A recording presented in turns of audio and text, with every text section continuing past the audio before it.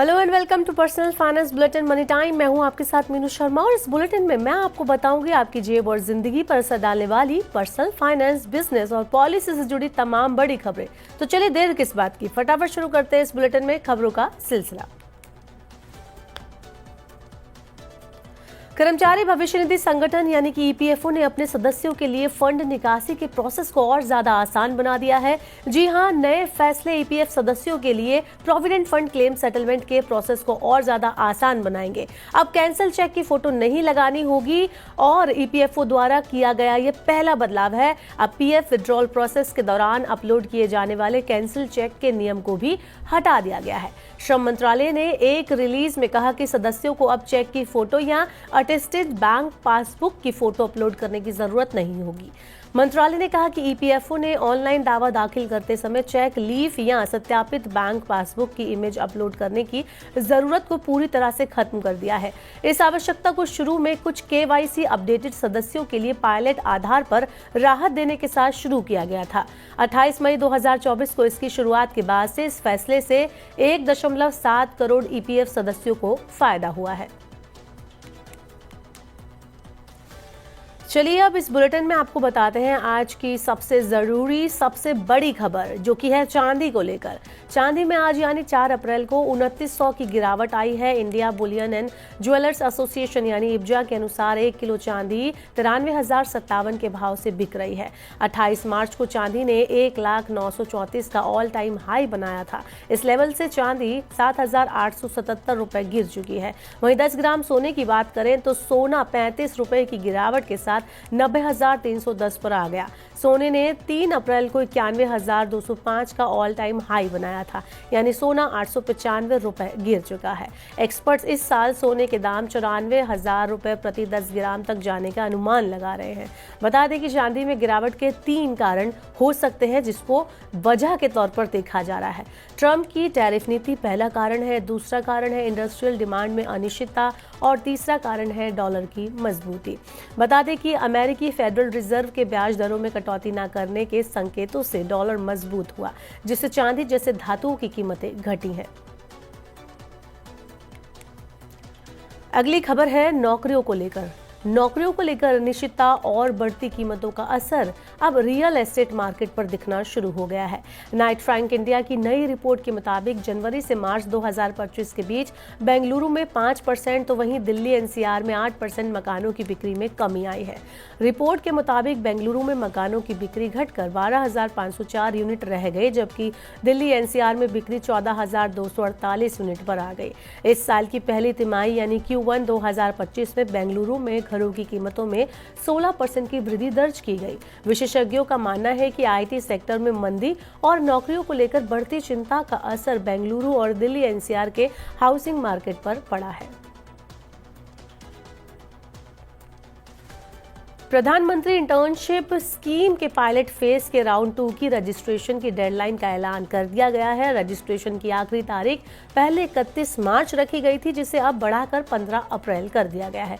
Scheme की deadline बढ़ने से देश के छात्रों और युवाओं को आवेदन करने के लिए 15 दिन का एक्स्ट्रा टाइम मिलेगा। इस स्कीम के कुछ पदों की सीटें पूरी तरह से भर चुकी हैं, जिसके लिए शॉर्टलिस्ट के प्रोसेस को शुरू किया गया है, लेकिन जो सीटें अभी भी बची हैं, छात्र उन सीट्स के लिए 15 अप्रैल तक अप्लाई कर सकते हैं, जो अभी भी डैशबोर्ड पर आप देख सकते हैं मौजूद होंगी। किसी भी पोस्ट के रजिस्ट्रेशन के लिए कोई भी शुल्क आपको नहीं देना है, बल्कि पीएमआईएस में हिस्सा लेने वाले छात्रों को 12 महीने की इंटर्नशिप के लिए 5,000 रुपए का मंथली स्टाइपेंड दिया जाएगा, जिससे एम्प्लॉयर छात्रों की परफॉर्मेंस, अटेंडेंस और बिहेवियर के आधार पर 500 रुपए देगा। बाकी के 4500 रुपए सरकार द्वारा सीधे छात्रों के बैंक अकाउंट में भेज दिए जाएंगे। इंटर्नशिप की शुरुआत में इंटर्न्स को 6,000 रुपए की एक मुश्त राशि भी दी जाएगी। इस स्कीम से लिंक्ड इंटर्न को प्रधानमंत्री जीवन ज्योति बीमा योजना और प्रधानमंत्री सुरक्षा बीमा योजना के तहत बीमा कवरेज भी मिलेगा। चलिए अब एक और स्कीम की बात करते हैं और ये है आयुष्मान भारत योजना। केंद्र सरकार की आयुष्मान भारत योजना को 5 अप्रैल को दिल्ली की नवनिर्वाचित सीएम रेखा गुप्ता के नेतृत्व वाली सरकार करने जा रही है। हाल ही में गठित बीजेपी सरकार ने इस योजना के तहत राष्ट्रीय राजधानी के सबसे गरीब परिवारों और प्राथमिकता देने का संकल्प दिया है, ताकि शहर के स्वास्थ्य सेवा ढांचे को और ज्यादा सुधारा जा सके। केंद्र शासित प्रदेश दिल्ली में आयुष्मान भारत योजना के लागू होने से पहले 3 अप्रैल को स्वास्थ्य मंत्री पंकज सिंह ने कहा कि सरकारी पहल में सबसे गरीब लोगों को प्राथमिकता दी जाएगी और 10 अप्रैल तक 1 लाख लोगों को नामांकित करने का लक्ष्य रखा गया है।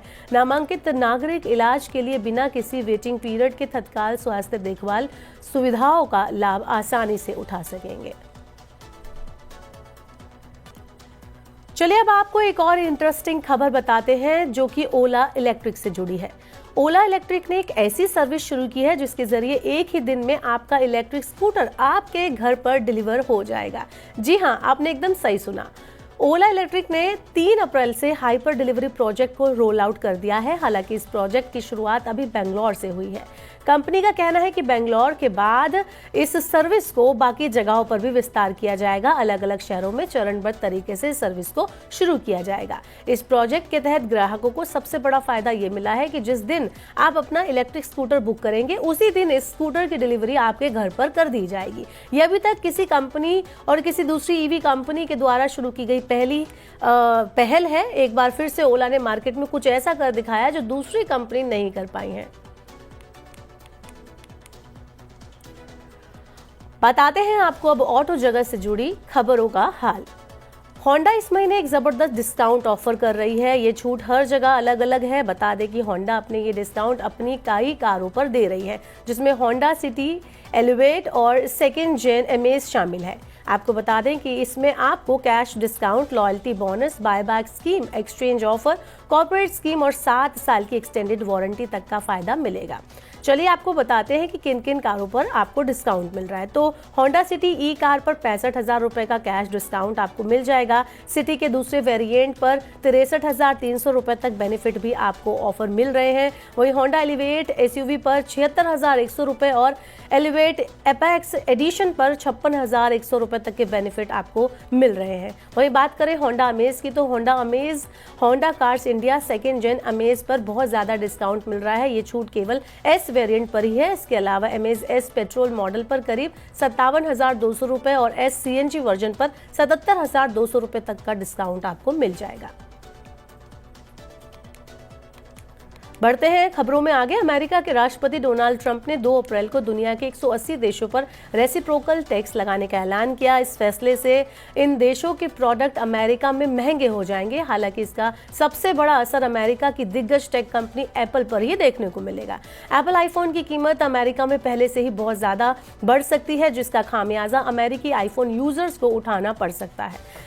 इसको ऐसे मान लीजिए कि अगर अमेरिका में अभी आईफोन 16 प्रो मैक्स एक टीवी की मौजूदा कीमत $1,599 है और रुपए में बात करें तो 1.36 लाख रुपए है, और अगर ये चीन में बना है तो इस पर 54% का टैरिफ लग जाएगा। इसके बाद इसकी नई कीमत हो जाएगी $2,462.46, यानी कि सीधे 1.36 लाख रुपए से बढ़कर हो जाएगा $2,10,000 रुपए का।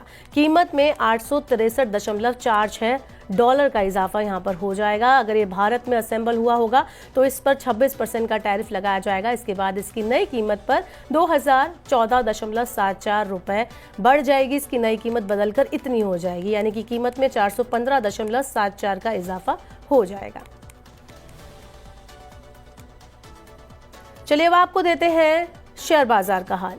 सेंसेक्स आज यानी 4 अप्रैल को 930 अंक 1.22% की गिरावट के साथ 75,364 के स्तर पर बंद हुआ। वहीं निफ्टी में 345 अंक यानी 1.49% की गिरावट रही। ये 22,904 के स्तर पर बंद हुआ। एनएसई सेक्टोरल इंडिसाइजेस में निफ्टी मेटल इंडेक्स करीब 6.56% टूटा। वहीं फार्मा, रियल्टी और आईटी इंडेक्स में करीब 4% की गिरावट रही। ऑटो मीडिया इंडेक्स में करीब 3% की गिरावट रही। अमेरिकी राष्ट्रपति के रेसिप्रोकल टैरिफ के ऐलान के बाद 3 अप्रैल को अमेरिकी शेयर बाजार का इंडेक्स डाउ जोन्स 1,679 पॉइंट यानी 3.98% गिरकर 40,545 के स्तर पर बंद हुआ था।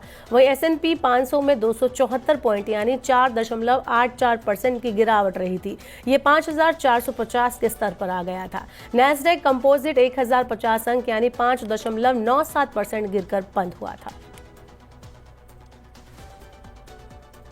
तो फिलहाल के लिए मनी टाइम में इतना ही। वक्त हो गया आपसे विदा लेने का। अब आपसे होगी सोमवार को मुलाकात।